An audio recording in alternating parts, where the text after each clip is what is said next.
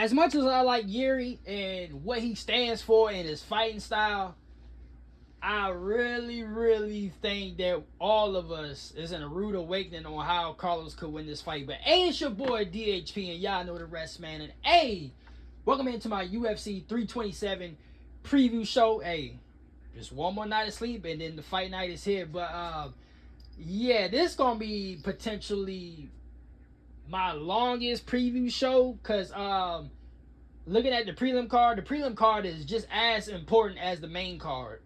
Like, we gonna talk about everything, because I got a lot of shit to say about everything. But before we get deep in analysis and breaking down shit, I'm gonna go over the main card, I'm gonna go over the prelims, then we gonna talk about it, because oh yeah, we got some shit to talk about. So the main event, Jiri Prochazka, Carlos Ulberg for the vacant title. Co-main event, Asman Merkinov and Paulo Costa. Third fight, Curtis Blaydes and Josh Hookett. Y'all go back to the video I made last night on Josh Hookett.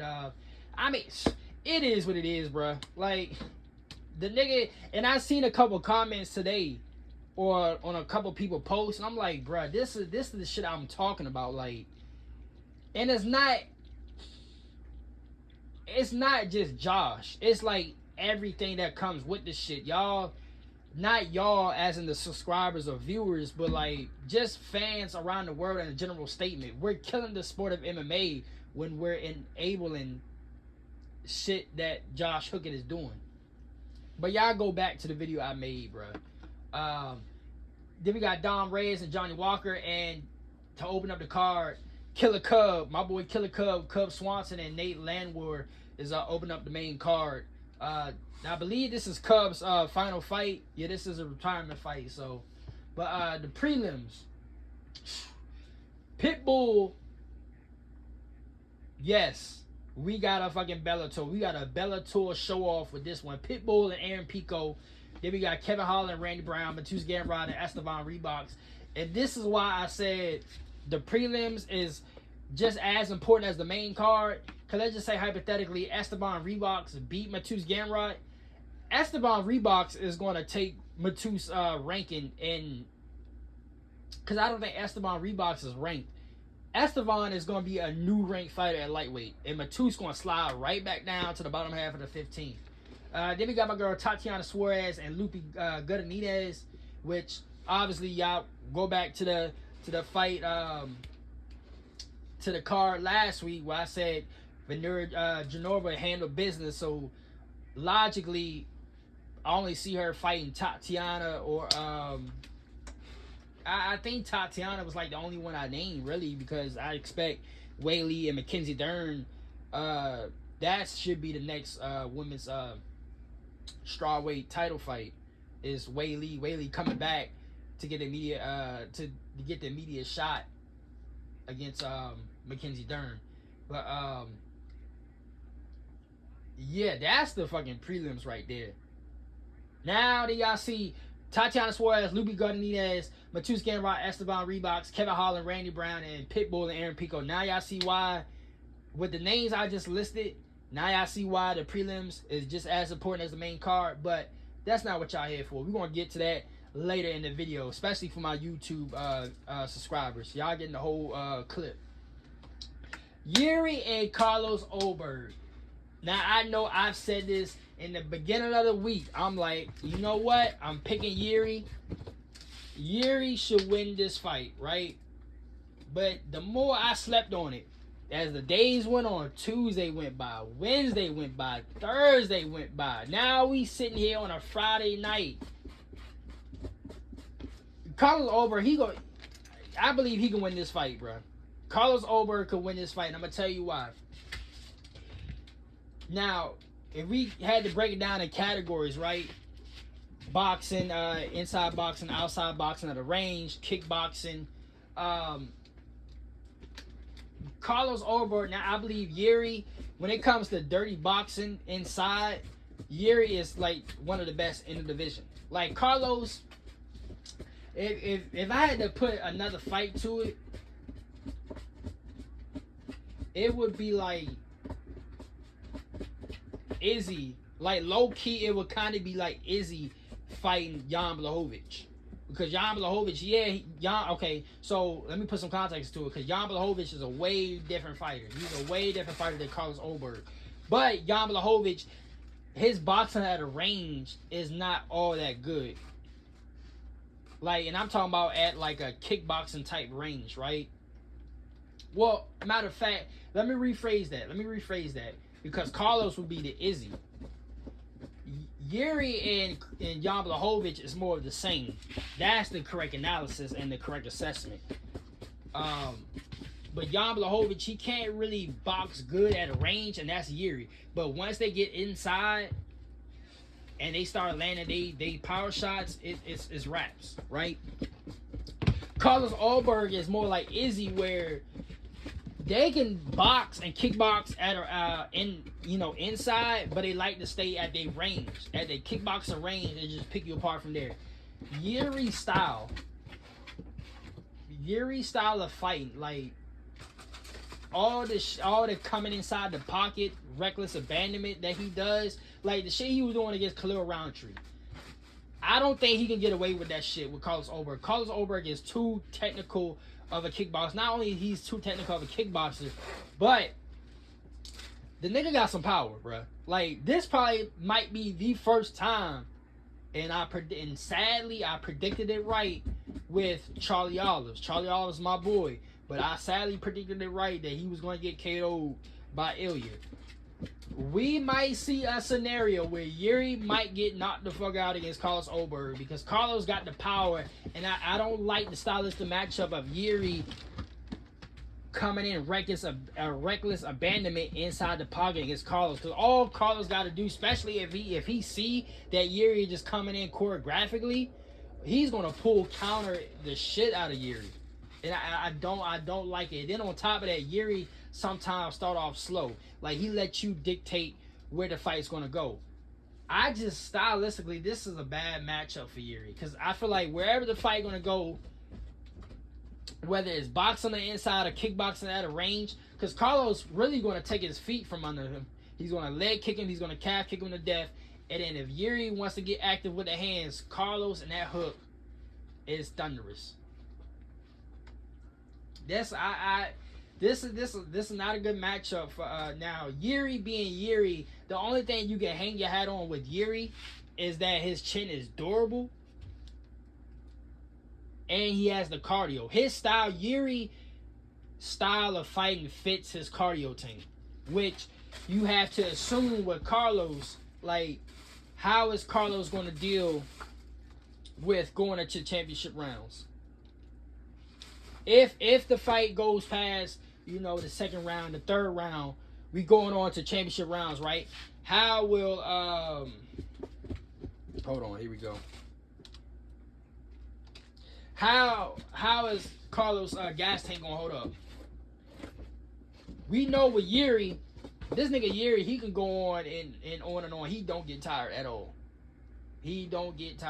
Which is crazy to think, because it's not crazy to think, because if you really look at his and I said this before, if you look at Jiri's weight cuts, he's a natural light heavyweight. Like, if he really wanted to, this nigga could go down, which was reported at first, like early last year or the year before, 2024. Jiri could actually make middleweight. He could actually make 185. But Jiri is a natural light heavyweight, so his weight cuts is really not all that bad. It's not bad at all. So we have data, we have history with Jiri, we have data on Jiri. Jiri starts to heat. Well, sometimes he heats up like off the jump, but he heats up as the fight go on. We haven't seen that yet from Carlos. We haven't seen Carlos get taken to deep waters. So you gotta hang your hat on that, like whether Jiri can take Carlos to deep waters, and see how Carlos fight as the fight go longer into the championship rounds. How will Carlos able to adapt to the atmosphere and the style of the fight and the temperature of the fight? But oh man, I really don't like the stylistic matchup, and I hope, like I said, I fuck with Jiri, so him winning now, regardless whether Jiri or Carlos, and I always throw this disclaimer out there, yeah, I do have certain guys that I root for, but as a whole, I'm a fan of the sport. So whether Carlos wins, or whether Jiri wins, it doesn't matter to me. I'm on none of these niggas' payroll, you know. But I just think from a stylistic, analytical point, and even if the fight goes to the ground, now I will say we have not seen Carlos on his back. Jiri, if the fight needs to go to the ground, now Jiri is not a huge. I wouldn't say huge.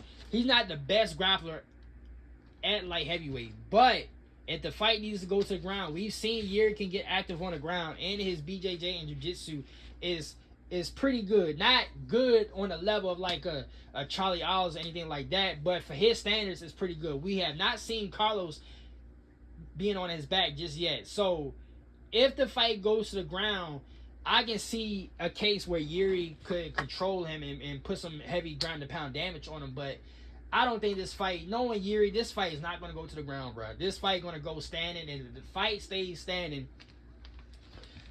I don't see where Jiri can win this fight other than Carlos just being gassed. Because I really think he's going to catch Jiri into some shit. I can tell you what's going to happen. It's going to be kind of like a little bit of like, not to that degree, but it's gonna kind of be like Jose Aldo and Conor and Aljo and Sugar Sean, where Jiri gonna come in and Carlos just gonna catch this nigga, bro, because he got the power and speed to do it. So it'll be interesting. You know what? I'm gonna give it. I think I said this about the Sirigan and the Sirigan and Tom Aspinall fight. I believe I said this shit with. We'll know who's going to win this fight within the first 2 rounds. I'm going to say the first 2 rounds because Jiri is prone, especially when he gets ultra aggressive like he does. And it's crazy because I always bring up his name, but some of these fighters you see today really do fight like Carlos Condit, which is why like almost half my videos I keep bringing his name up, because I see a lot of similarities in some of these niggas' fighting style. Like for those, especially for those that's new to MMA, go look up fights of Carlos Condit. Like half of these niggas you see today low key brawl and fight like Carlos Condit. And Jiri, every time when especially when he gets ultra aggressive and he wants to box on the inside, that is kind of Carlos Condit-esque. But Jiri is prone to get knocked out. When he gets ultra aggressive, he is prone to get knocked out by some flush shots. Which is why I'm saying maybe we're going to see who's the winner of this fight by the first 2 rounds. Because there's a scenario where Jiri can get knocked out early. Or if Jiri is able to take the fight in the deep waters, then Jiri could win this fight. But there's a lot of unknowns with Carlos, bro. This is why I said in the comments, there's something about Carlos that intrigued me, because his striking and his kickboxing, it ain't Alex Pereira and Izzy type level, but for a nigga like Jiri might have some huge problems on his hands, bro. He legit might have some huge problems on his hand. But I'm taking, you know what? I'm going to throw it out there. I'm going to go out on a limb. And, you know, these past couple fights, I've been on fire, as well as the fights I've been ice cold with. But I'm going to go out on a limb and say, I'm going to say Carlos get Jiri out of here within the first 3 rounds. Now, if Jiri makes it past the 3rd round, then obviously anything can happen in the fight. Obviously, we saw that with Sean Strickland and Fluffy. But if Jiri goes past 3 rounds and actually and the fight's still going into championship rounds, I believe Jiri can win this fight. But I'm telling y'all, there's something about Carlos that intrigues me, and y'all should be warned, bro. Y'all should be warned. This nigga kickboxing is something to behold of, and Jiri's gonna run into some problems. He really gonna run into some problems. I suggest Jiri might have to take this fight to the ground. He just might, because the shit that he's been doing to like Jamal Hill and Khalil Roundtree, he's not going to get away with Carlos Ulberg. And who knows, maybe he will, because Carlos is inexperienced with this type of pressure and atmosphere and this type of fight, and you know, even going to championship rounds. We never know until Saturday night, because this is going to be the first time where Carlos is in this type. Now this ain't Carlos' first 5-round fight, but Carlos, I don't believe Carlos ever went to 5 rounds. And on top of that, not just that, this is like the first like true atmosphere test for Carlos Ulberg. Because what was his last win? Dom Reyes? When that Dom Reyes and who else? Like he beat. Let me go check real quick. Let me check. Because he beat Dom Reyes, which we gonna get to later in this. Because he said some shit earlier in the week. I'm like, yeah, I don't know about that one, coach. Let me check. Give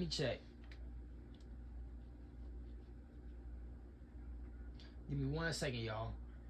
Yeah, so he beat Jan Blachowicz and Dom Reyes. Then on top of that, he beat Volkan Ozdemir. So he beat Volkan, he beat Ozdemir, Dom Reyes, and Jan Blachowicz. So, although great quality opponents, Jan Blachowicz is now on a scale of like schedule of difficulty. Like if we had to do like football, like you have the schedule of toughness, like how good quality was your opponents was, and that dictate, you know, the toughness and the toughness of your schedule. Like for example, like college football, like some of these colleges be getting into the playoffs based on, because a lot of these D1 schools be having like good records, like 14-0, not 14-0 because college is a little less than the NFL, but like 13-0, 12-0, you know, 14-0 type shit. And then you have some D1 schools like 10-1, 11-1, and you have to dictate how these teams get into the playoffs. Well, with majority of these teams having like no losses to like 1 losses, you have to weed them out by the toughness of their schedule. Like which team played the most toughest teams. So transferring that back to MMA, Carlos Ulberg, his true sort of big test was Jan Blachowicz, and he did that with ease. Now you facing the top echelon of the light heavyweight, which is a very true #1 test, and that's Jiri Prochazka. But not only that, at the magnitude and the atmosphere of an actual title fight, now this is something that Carlos is going to have to adapt to. But now his skill set will tell you that he can elevate to that level, but where is his mental state at? Like how is his body and his mental state going to react to this level of magnitude? So going back to what I said earlier, the only thing you can hang your hat on Jiri, I keep saying Jiri, is that he has the experience of doing this shit over and over. Because like I said in my videos prior, the only nigga Jiri really ever lost to was Alex Pereira. Like he's like on some like DC. Matter of fact, that would have been the perfect example, because DC, especially at light heavyweight, DC only lost to John Jones. DC beat everybody else, but he lost to John Jones. That's Jiri in a nutshell. Jiri done beat everybody light heavyweight, but he lost to Alex Pereira. So, in closing, Jiri, he's gonna have to do something. He's gonna have to do something special. He's gonna have to do something special to beat Carlos Ulberg, which is crazy thing to say, because Carlos Ulberg is just now starting to be in this type of fight per se, or he's just now starting to be in this type of predicament. But you start from somewhere, right?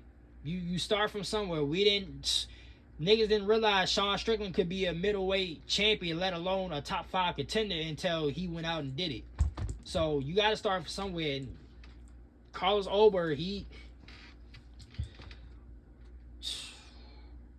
I'm trying to tell niggas now. Carlos Ulberg, he's something, bro. Now, again, I could be wrong because they still got to go in there and fight. But I'm telling you, Carlos going to get Jiri out of here in the first 3 rounds. Co-main event. Azmat and Paulo Costa, a.k.a. my nigga Ricky Martin. Yeah, I mean, Paulo, he talk a big game. And if this was anybody else, I would say Paulo. Because Paulo's real good. But like with Carlos, there's something with Azmat. I'm like, y'all niggas better look out, bro. Azmat is faster than what you think. And you know, Paulo, I'm very interested because Azmat, like I said, Azmat is faster than what you think. I'm very interested in seeing how Paulo deal with Azmat's speed, because you would not think, looking at Azmat, you would not think he as fast as he is, but this nigga could get in and out of pockets like it's nothing. Like, I really think, low-key, we could see an Azmat showcase. Like, Azmat could really showcase his boxing and his grappling in this fight. Now, he's more of a boxer than a grappler, but he can grapple too. But Paulo Costa may have he might have a hard time on his hands. His hands might be full with this one. But also, I'm interested to see how Paulo, how he handles going up to light heavyweight. Like, I'm intrigued with that, because a lot of these fighters, especially you hear GSP say this a lot too, and I forgot who else said this. Ilya said this at one point too, but I think you know what, Ilya ain't really a good example for it, because he fought at lightweight before. But John Jones, because John Jones, he took a long time to get the heavyweight.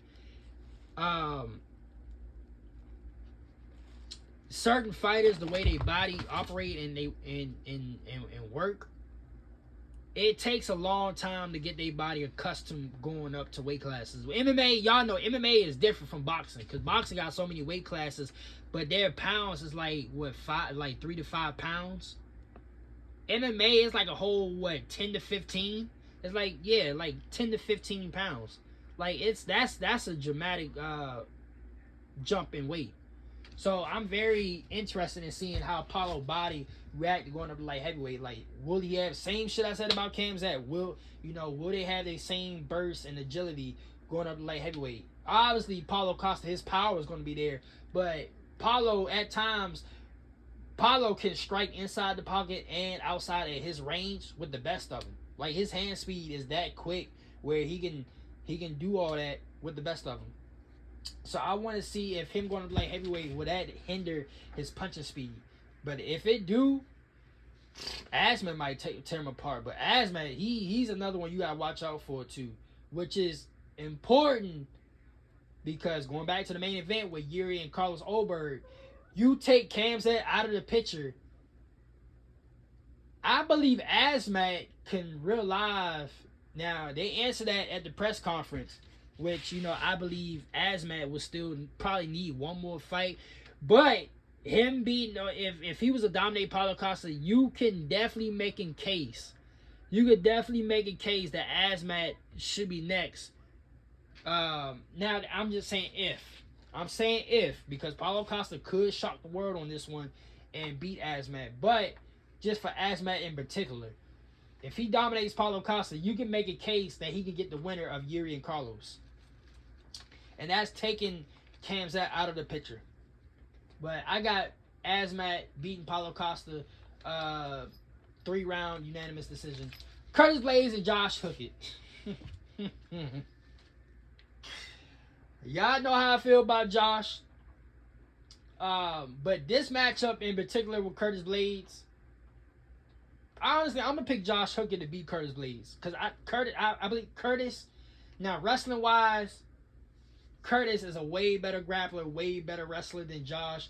Even though Josh can grapple, he can wrestle. Sometimes he chooses to wrestle, but Curtis is too flat-footed.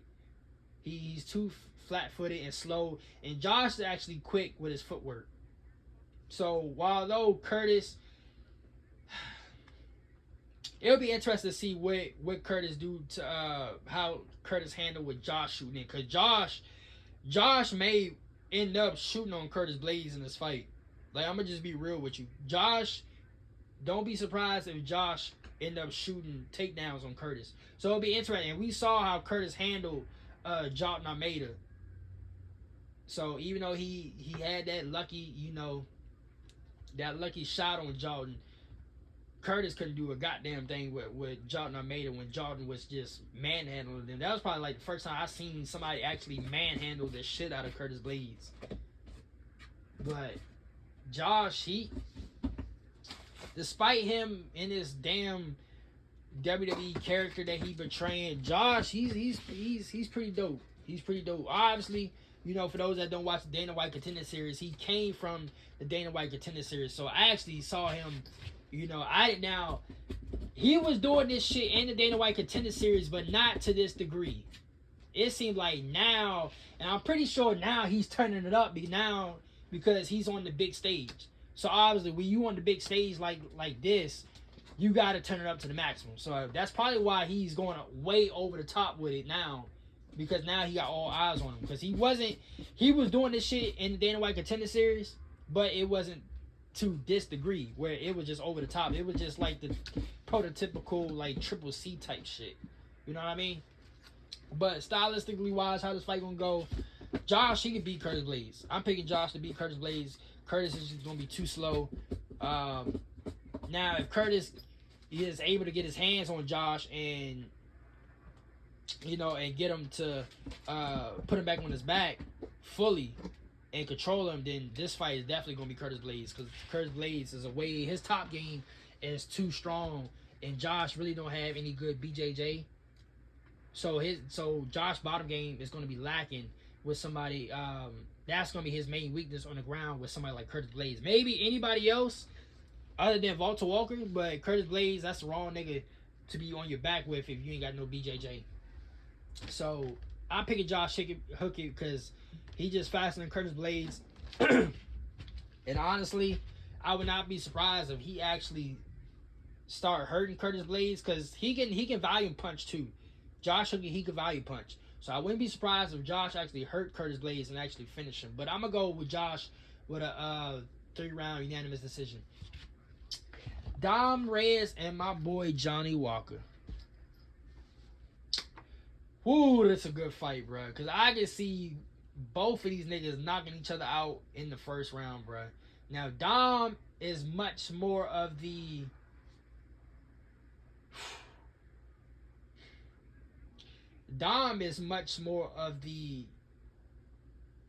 he's a little more technical than Johnny Walker, but the Johnny Walker's last fight, bro, that was the best Johnny Walker I've seen in a cool minute. And that's when I doubted him, because I ain't think he could win that fight. But that Johnny Walker in China, that's sort of the Johnny Walker that I was hopeful of that can beat John Jones. But this fight can go either way, because I can see both of these niggas, knocking each other out. You know what? I'm gonna go Johnny Walker on this one, because I think, and not on a biased tip, but more like, if there was a time for Johnny Walker to get, like I said at the end of the video of the Josh Hooker rant video, if there was a time for Johnny Walker to get back on his shit, like the Renato Moicano shit, now is the time. I feel like Dom Reyes, he's always, especially in, the past couple years, Dom Reyes, he has been on the street, but he's prone to, win one, lose one, win 2 or 3, and then lose another one type shit. Johnny's the same way, but stylistically wise, they both the same, because I can see both of them just, I wouldn't be surprised if you say Dom Reyes knocked Johnny Walker out in the first 2 rounds, and I wouldn't be surprised if you say Johnny Walker knocked Dom Reyes out in the first 2 rounds. It's really going to dictate, this fight going to really dictate on how who is the first one to land a power shots first? And it's very cliche thing to say, but it's factual because both of these niggas is athletic, they agile. Now Dom Reyes is a little bit more technical with his boxing, but Johnny Walker, I believe Johnny Walker. Let me see. Johnny Walker has a bigger. I believe he has a bigger reach. Yeah, Johnny Walker has a bigger reach than Dom. So if Dom want to jump and get crazy in the pocket, Johnny has the reach to counter Dom and knock him clean the fuck out. But I'm gonna go with Johnny Walker, bro. I'm gonna say Johnny Walker within. If I had to get specific, I'm gonna say first round KO. I'm gonna say first round KO. Either it's gonna be a KO or a TKO stoppage. So we go on to the opening fight of the main card: Cub Swanson, Nate Landwehr. If this was prime Cub, I would have said Cub Swanson any day, every day, twice on Sunday. But this is Cub towards the end of his career. This is a retirement fight. Now, if you want to go with the theme of shit, these retirement fights, these is when these niggas start going back to somewhat of their prime days of fighting.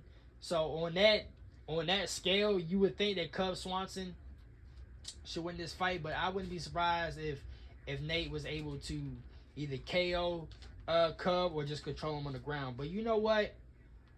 I'm gonna say Cub should win this fight, bro. He's a better boxer, way better boxer than Nate Landwehr. So I'm just hoping that Cub still got some of his punching speed back, because if Cub got his speed and power back, not even to his full prime days, but somewhat of his prime days, this shouldn't even be a contest. But that completes the main card. Now we gotta go to the prelims. Because now we got two of my niggas from Bellator fight against each other. And I know y'all UFC fanboys, no disrespect, but y'all know me. I love all things MMA. So I can't really say I'm a Bellator fanboy, PFL fanboy, UFC fanboy. Even though y'all will have a case because majority of my content is UFC. Even though I do a lot of one championship stuff on my Instagram, YouTube in particular, is a lot of UFC content. But me being the guy that watched Bellator through thick and thin, Pitbull, Aaron Pico, I ain't gonna lie to you, I like Pitbull more than Aaron Pico, but Aaron Pico should win this fight, bro. Because I believe at this point in time in Pitbull's career, he's not gonna be able to defend off Aaron Pico's takedowns, bro. I think Aaron Pico, he's probably going to stand there. It's going to be kind of like the Macy Barber shit without, Macy Barber getting knocked the fuck out. Aaron Pico might stand with Pitbull like the first couple of minutes, and then he's going to try to take this nigga down and control him. And I think Pitbull, he's not the best Pitbull self. And you know what? Who knows? Because Pitbull definitely shocked me in his last fight, because I've seen the best of Pitbull in Bellator. The Pitbull y'all get in the UFC, that's not the same Pitbull. But he shot the hell out of me in his last fight. But Aaron Pico in that grappling, bro. Like, don't get it fucked up. Aaron Pico was wrestle fucking the hell out of Leron Murphy before Leron pulled that spinning elbow out of his ass. Don't let that knockout fool y'all niggas. Aaron Pico grappling is one of the best. Whether it was Bellator, PFL, now in the UFC. It's one of the best, hands down at featherweight. And I think he's going to beat Pitbull with his grappling. So I got Aaron Pico, 3-round unanimous decision. Kevin Holland, Randy Brown. Whew.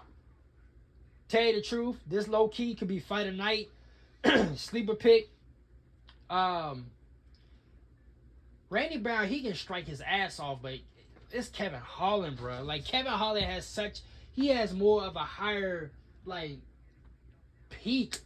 Kevin Holland has more, that pretty much explains it all. He has a higher ceiling than Randy Brown, bro. The shit that Kevin Holland can do.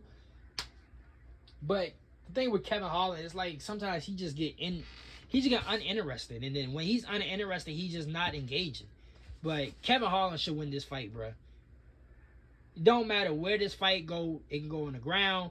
It can stay standing on the feet. Kevin Holland is just a better boxer and a better kickboxer than Randy Brown, and he got better octagon awareness. I just don't see how Randy Brown can win this fight, but this low key could be sleeper fighter the night with this one. Then we go to Mateusz Gamrot and Esteban Reeboks. Oh man, this another one. Mateusz Gamrot should dominate Esteban. I mean, he should dominate Esteban Reeboks. But I'm telling y'all niggas now, if Mateusz Gamrot cannot get this fight to the ground, Esteban will fucking box Mateusz Gamrot head off. I'm telling you right now, this fight, there's no other way around. This fight could go two ways. It could go either Mateusz get this fight to the ground and just dominate the hell out of Esteban Reeboks, or Esteban Reeboks keep the fight standing, defending all the takedowns, and box Mateusz head completely the fuck off. Because Mateusz Gamrot, and I always say, especially for the niggas that pay attention to what I say, Mateusz Gamrot has all the skills, all the tools in the toolbox, but he just don't know how to utilize everything yet, or he don't have the mental capacity to put everything all together. Now is the time, bro. Like, skill set wise and level wise, Mateusz Gamrot is levels ahead of Esteban Reeboks. But for some reason, Mateusz, some stylistic matchups, he can't put the pieces together. So I'm picking Mateusz Gamrot. Mateusz Gamrot should dominate Esteban Reeboks. But like I always say, do not be surprised, because Esteban will box the shit out of Mateusz Gamrot if the fight keeps standing. That's pretty much it for that. Tatiana Suarez and Lupi Gardini. Tatiana Suarez via domination, bro. And the reason why I'm saying the prelims, like I said earlier, the reason why the prelims is just as important as the main card, because now boxing wise, these would be considered as tune-ups. But if somehow, some way, the underdogs win, like Esteban Reeboks beat Mateusz Gamrot, Lupi Godinez beat Tatiana Suarez, it would shake up the rankings dramatically. And on top of that, on the other side with Tatiana and Mateusz Gamrot, they're going to set themselves back up to get back in title relevancy. More so Tatiana Suarez, because she lost against Weili Zhang. So for her to get back to another title shot, which would be her second title shot, she has to beat Lupi, and then more than likely she's going to fight Vanera Janorba as a title eliminated fight. Because I just don't see, especially in women's strawweight right now, I just don't see anybody else get, breaking that top four up with Weili, Mackenzie Dern, Vanera, and Tatiana Suarez. So this is why I'm saying the prelims is just as important as the main card, because Tatiana with a win right here will put her back in title conversation, either to jump ahead, and I can't even say that, because more than likely the way shit is right now, she's going to get Janorba. She has no choice but to get Janorba. And then Mateusz Gamrot wise, for his sake, he could put himself back, because if he would have won his last fight, right? If he would have won and beat Charlie Olives, he would have definitely got a title shot. He would have definitely got a title shot faster than Arman Sayukin, bro. The only thing that's keeping Arman Sayukin alive is Charlie, is the niggas that's behind him. Because them niggas already lost title fights, and on top of that, he already beat Charlie Olives. So there's a lot of situational things that's keeping Arman Sayukin alive. But I'm telling you, if Mateusz was able to beat Charlie Olives right then and then, Arman would have definitely got skipped over, bro. So Mateusz, he handled business against Esteban Reeboks. He put himself back into that conversation, and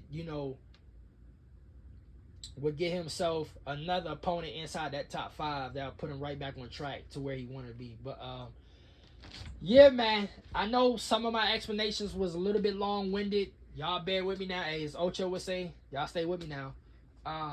But yeah, this concludes the UFC 327 preview show. It's, tell you the truth, I might gotta look back at my other ones, but this might have been the longest one.